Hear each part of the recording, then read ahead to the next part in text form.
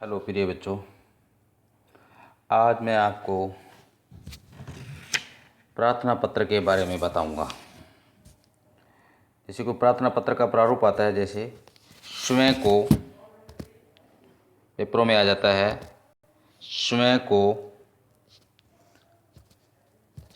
को राजकीय उच्च माध्यमिक विद्यालय गणेशगढ़ श्री गंगानगर का छात्र योगेश मानते हुए, अब यहाँ पे छात्र का नाम दिया है योगेश मानते हुए, अपने विद्यालय के प्रधानाध्यापक महोदय के नाम घर पर आवश्यक कार्य के लिए प्रार्थना पत्र लिखो। ये क्वेश्चन है। एक बार क्वेश्चन फिर देखते हैं। स्वयं को राजकीय उच्च माध्यमिक विद्यालय गणेशगढ़, यहाँ पे स्कूल का नाम दिया है राजकीय उच्च माध्यमिक विद्यालय गणेशगढ़ जो श्री गंगानगर जिले में है, का छात्र योगेश मानते हुए अपने विद्यालय के प्रधानाध्यापक महोदय के नाम घर पर आवश्यक कार्य के लिए प्रार्थना पत्र लिखो। तो ये तो क्वेश्चन हुआ। अब इसी क्वेश्चन को आधार मानते हुए प्रार्थना पत्र लिखेंगे। सेवा में श्रीमान प्रधानाध्यापक महोदय, सेवा में श्रीमान प्रधानाध्यापक महोदय, राजकीय उच्च माध्यमिक विद्यालय गणेशगढ़ श्री गंगानगर।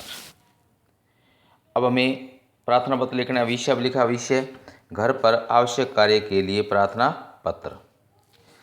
महोदय, सविनय निवेदन है कि मैं आपके विद्यालय में कक्षा 6, 7, 8 ये तीनों कक्षा मैंने इसलिए, अगर कक्षा 6 का विद्यार्थी तो 6 लिखेगा, अगर वो 7 का है तो 7 लिखेगा, और 8 का है तो 8 का लिखेगा।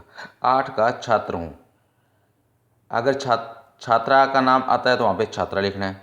श्रीमान जी, आज मुझे घर पर आवश्यक कार्य होने के कारण मैं आज विद्यालय में उपस्थित नहीं हो सकता हूँ।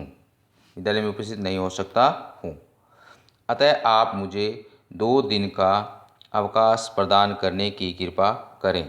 आपकी अति कृपा होगी, धन्यवाद।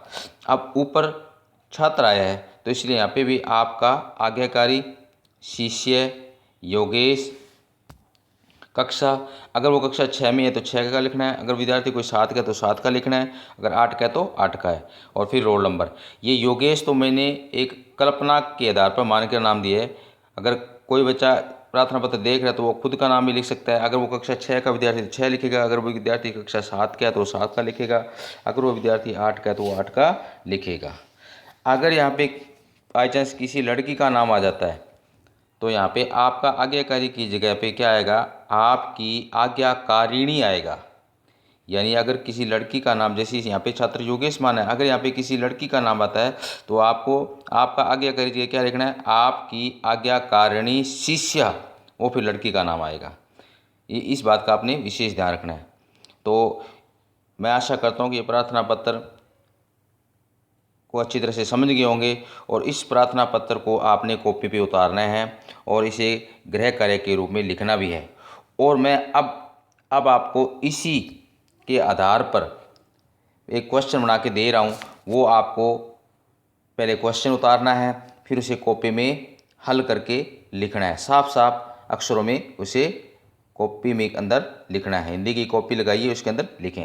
अब मेरा एक क्वेश्चन सुनो आप सभी बच्चे। स्वयं को टैगोर पब्लिक उच्च माध्यमिक विद्यालय, स्वयं को टैगोर पब्लिक उच्च माध्यमिक विद्यालय सरदार शहर बीकानेर की छात्रा मीना कुमारी, अब यहाँ पे छात्रा आ गया, पीछे वाले प्रश्न में मैंने छात्र का नाम दिया था, यहाँ पे छात्रा मीना कुमारी मानते हुए अपने विद्यालय के प्रधानाध्यापक महोदय के नाम, अपने विद्यालय के प्रधानाध्यापक महोदय के नाम 3 दिन के अवकाश के लिए प्रार्थना पत्र लिखो। यहाँ पे अपने विद्यालय के प्रधानाध्यापक यानी कि जिस स्कूल का नाम दिया उसी स्कूल के प्रधानाध्यापक के नाम प्रार्थना पत्र लिखने। तो यहाँ पे स्कूल का नाम दिया हुआ है टैगोर पब्लिक उच्च माध्यमिक विद्यालय सरदार शहर, और ये सरदार शहर कौन से जिले में, बीकानेर, इसीलिए कोष्टक के अंदर बीकानेर दिया है कि छात्रा मीना कुमारी मानते हुए अपने विद्यालय के प्रधानाध्यापक महोदय के नाम 3 दिन के अवकाश के लिए प्रार्थना पत्र लिखना है।